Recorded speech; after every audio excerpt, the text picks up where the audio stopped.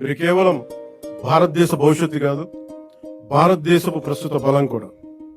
ఈ రోజున సమాచారం మనకి క్షణాల్లో చేరుతా ఉంది.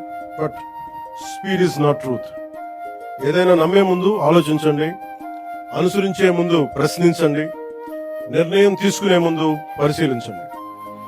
మన రాజ్యాంగ ప్రాథమిక విధుల్లో article 51 clause A sub clause H కూడా ప్రతి పౌరుడు శాస్త్రీయ మానవతా పరిశీలన సంస్కరణ దృక్పథాలను, scientific temper, humanism, enquiry and reforms పెంపొందించుకోవాలని చాటి చెప్తాం.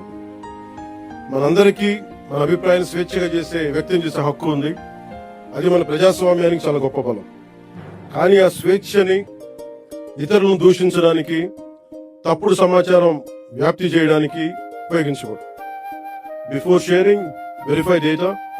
Before criticizing, know the facts. Before abusing, remember your responsibility.